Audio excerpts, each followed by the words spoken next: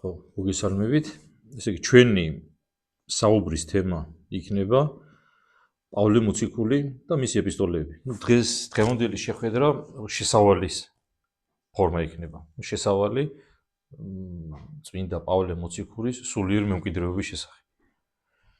და ჩვენ ამ თემას, ანუ პავლე მოციქულის ეპისტოლეებს, რამოდენიმე შეხვედრას დავუთმობთ ალბათ ახლა. ზუსტად რამდენის არ ვიცი, ღმერთი რამდენ ძალასაც მოგცემს.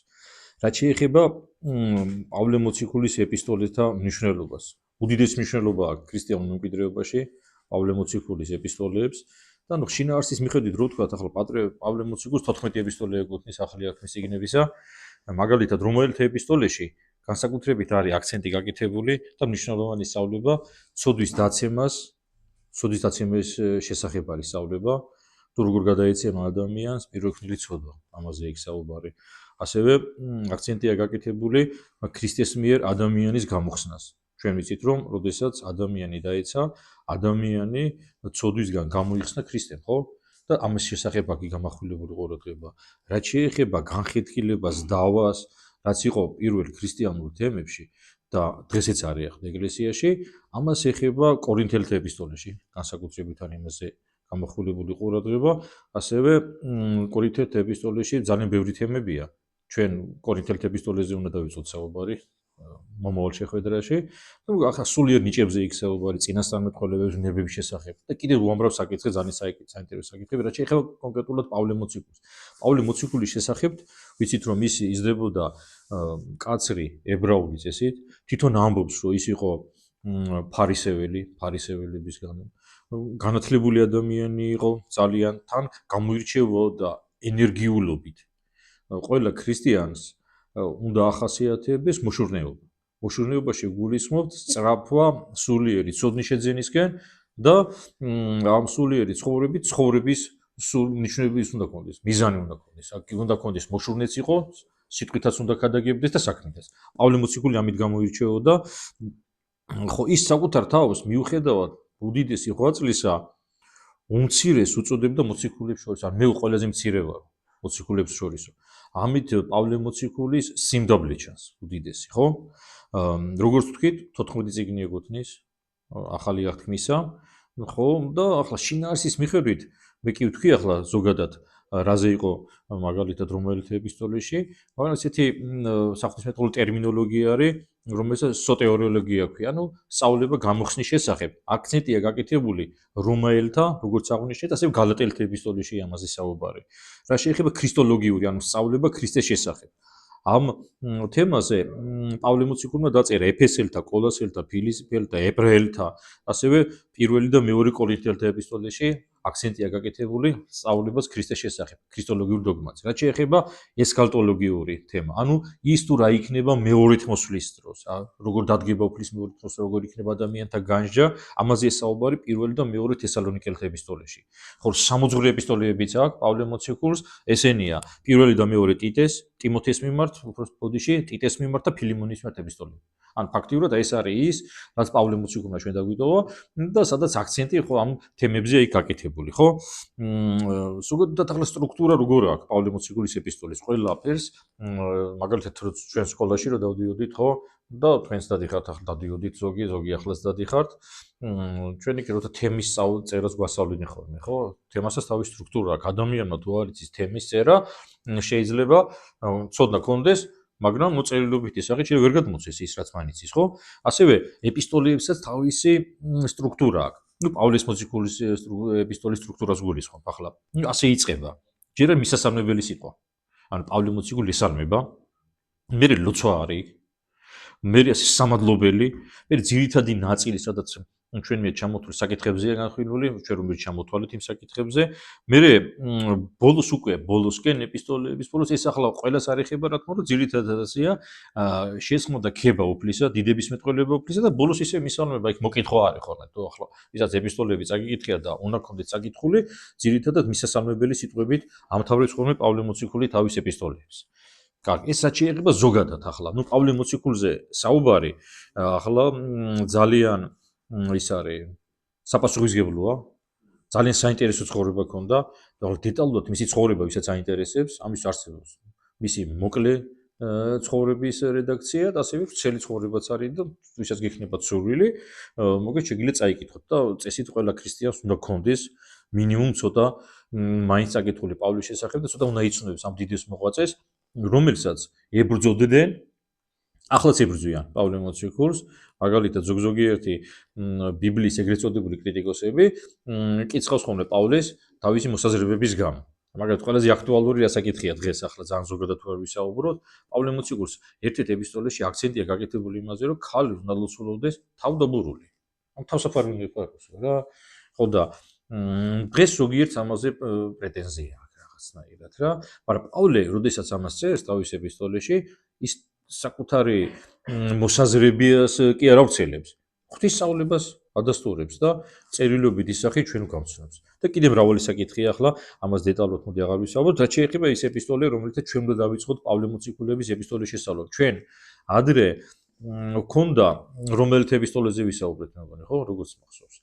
გქონდა ამაზე საუბარი, ნუ დღეს რამოდენიმე ხნის წინ უფრო ჩვენ უბრალოდ გადავწყვიტეთ, რომ კორინთელთა ეპისტოლით დავიწყოთ პავლე მოციქულების ეპისტოლეების კითხვა. ხო, რაც შეეხება კორინთო. კორინთო დღესაც არის ქალაქი საბერძნეთში. ეს არის უდიდესი და უძველესი ქალაქი, ულამაზესი ქალაქი, რომ მე ახლა სამწუხაროდ ნამყოფია რო ვარ და თქვენ ალბათ ასეთი არ ხართ ხო ნამყოფი კორინთოში, თუ მოხდებით საბერძნეთში აუცილებლად იდახულეთ, როგორც ამბობენ, არის გეოგრაფიული თვალსაზრისით ძალიან მნიშვნელოვანი ადგილზე შენებული ქალაქი იყო. უძველესი დროიდან ანტიკურ დროშიდაც იქ მიდიოდა ცხოვრება. იულიუს კეისარმა ქრისტეს შობამდე 54 წლით ადრე კორინთო, რომელმაც ძალიან ბევრი ძნელბედობა ჰქონდა გადატანილი, აღადგინა და უდიდესი ფუნქციით დატვირთა და ქრისტიანობის გავრცელების მომენტში კორინთო ერთ-ერთი გამორჩეული ქალაქი იყო სხვა ბერძნულ პოლისებს შორის. ხო, რაც შეეხება ქალაქში როგორც ამბობენ, ძალიან ისეთი მჩქეფარი ცხოვრება იყო. იქ იყო ძალიან მაღალ დონეზე განვითარებული მეცნიერება, ხელოვნება და ზოგადად როგორც ყველა მეგაპოლისებს დღესაც ახასიათებს, კორინთოშიც ბოჰემიური ცხოვრებაზედაც არ ამბობდნენოავს ახლა და იქაც იყო ძალიან ბევრი გართობის სახლები, ბრჭყალებში ახლა გართობის სახლები და შესაბამისად იქ მცხოვრები ადამიანები დაკავებული იყო ზოგი მეცნიერებით, ზოგი ხელოვნებით, ზოგი გარყვნილებით და ასე შემდეგ. ნუ სხვადასხვა კატეგორიის და სხვადასხვა მოკლედ ესე იგი იდეების მიმდევარი ადამიანები იყო, როგორც დიდ ქალაქებს ახასიათებთ, ხო? იმიტომ რომ იქ მეტი გაქანებაა დიდ ქალაქში, როგორც ცოდნის შეძენის თვალსაზრისით, ასევე გარყვნილების თვალსაზრისითაც. იქ ასეთი ამბობენ, მაგალითად, ერთი ასეთი წმინდა წერილის მკვლევარი იყო, მე-20 საუკუნეში მოღვაწეობდა, ამბერკი იყო ეპისკოპოსი, ის ამბობს, რომ მას აქ ძალიან საინტერესო წიგნი დაწერილი და ამ წიგნში ასევე სხვა წყაროებში წერია, რომ რაღაცა თამაშები იყო სპეციფიური, წარმართული ტრადიციის მიხედვით, ესეთი პომპეზურად აღინიშნებოდა თამაშები. სადაც გართობა, სპორტული ასპარეზობები და ასე შემდეგ და სადაც ადამიანები მოკლედ წუთისოფელს გადაღლილები მოკლედ ნეტარებაში გადაეშვებოდნენ ხოლმე. როგორც დღეს არის ახლა, როგორც დღესაც არის და ძველადაც მაგალითად რომის იმპერიის არსებობის დროს იმისთვის რომ ხალხის ყურადღება გადაეტანათ, რას თავაზობდნენ ხალხს რომის იმპერატორები? რას თამაშობდნენ გახსოვთ? პური და სანახაობა. ჩვენ ახლა რომში რო ჩავახოლმე ქართველები და მართლა დიდებული სანახავია რომი, როგორც ამბობენ, უძველესი ქალაქი, რომელსაც მარადიულ ქალაქსაც უწოდებენ, სად მიდიან ხოლმე პირველად რომში ჩასვლის შემდეგ? კოლიზეუმში. კოლიზეუმი რა იყო? ეს სანახაობის იყო ადგილი, სადაც ადამიანის სანახაობას ყურობდნენ და ეს სანახაობები არ შემოიფარგლებოდა მარტო თეატრალური წარმოდგენები.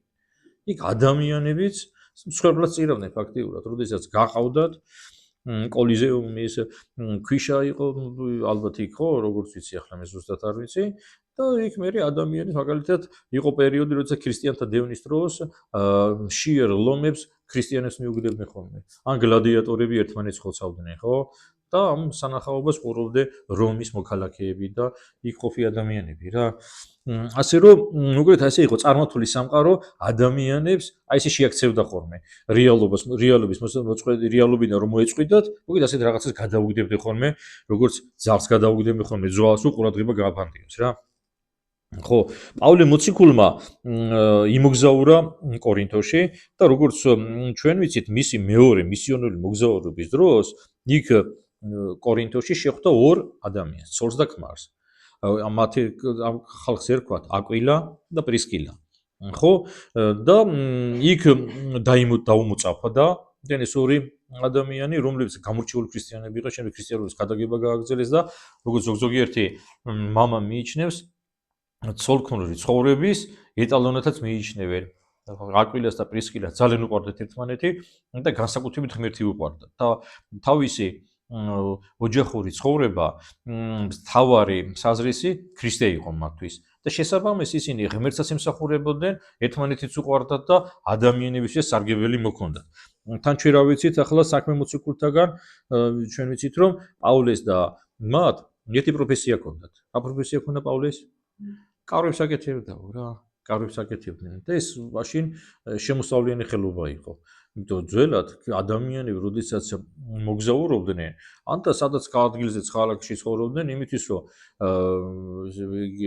კაპიტალური ნაგებობები აეშენებიათ, ამას ძალიან ბევრი ფული ჭირდებოდა და მაშინ არ იყო ადვილი სახლის აშენება. შესაბამისად, კარვები, სადაც ადამიანთა ძალიან დიდი ნაწილი ცხოვრობდა, ძალიან მოთხოვნადი იყო და შესაბამისად ამ პროფესიის ადამიანებს ყოველთვის ჰქონდათ სამუშაო და ყოველთვის ჰქონდათ შემოსავალი. ხო და მოკლედ ესეთი ხელსაქმეც ჰქონდათ ამ ადამიანებს, თვითონაც შრომობდნენ, სარგებელიც მოქონდათ ქვეყნისთვის და ღმერთსაც ემსახურებოდნენ და ჩვენ ამას რატო ვამბობ, რომ ყველა ქრისტიანს უნდა ქონდიდა იცოდეს რაღაცა ხელობა. ჩვენ სარგებელი უნდა მოუტანოთ ღმერთს. სარგებელი ღმერთს უფრო ხეში ღმერთს არ ჭირდება ჩვენ სარგებელი, უბრალოდ ჩვენ უნდა ვემსახუროთ ღმერთს, სარგებელი უნდა მოუტანოთ ადამიანებს და უნდა შევეციოთ კი ჩვენ ქვეყანას და ჩვენ ქვეყანასაც უნდა ვემსახუროთ, ხო? პირველად, როდესაც მოციქულები მიდიოდნენ ამა თუ იმ ქალაქში, რომელსაც მიდიოდნენ პირველად გვახსოვს ჩვენ სინაგოგაში მიდიოდნენ რა და კორინთოშიც იყო ებრაელების სინაგოგა, იმიტომ რომ როგორც ჩვენ ვიცით, ებრაელები, რომლებიც მიმობნეული იყვნენ სოფლის სხვადასხვა კუთხეში, კორინთოშიც ჰქონდათ თავისი თემი, იქაც ჰქონდათ თავისი შესაძლებელი და როგორც ყველა მოციქული, პავლეც მივიდა კორინთოში და იქ დაიწყო ქადაგება და იქ გაიცნო სინაგოგის მთავარი ვინმე კრისპოსი, ხო? ასევე ერთი კაცი არის საქმე მოციქულთაში ნახსენები კორინთოსთან დაკავშირებით. ეს იყო ვინმე გალიონი, რომელიც როგორც მკვლევარები ამბობენ, ერთ-ერთი გამორჩეული მოაზროვნის სენეკა, ყველას გაგვიგია, სენეკას ძმა იყო. ზოგადად ფილოსოფიური აზროვნება ბერძნული სამყაროსთვის ძალიან დამახასიათებელი იყო. ზოგადად ფილოსოფიას, ანუ ფილოსოფიას ჩვენ ხო სიბრძნის მოყვარეობა, ხო? ასე რომ პირდაპირ თარგმნა სიყვარული სიბრძნისა. სიბრძნის მოყვარეობა ძალიან ისეთი მნიშვნელოვანი მომენტი იყო ბერძნული კულტურისთვის და შესაბამისად ფილოსოფოსს უდიდოდ პატივს სცემდნენ იქ. ესეთი კაცი იყო ერთ-ერთი გალიონი განათლებული ადამიანის თავისთავად, რომელიც როგორც გითხარი სენეკასმა იყო.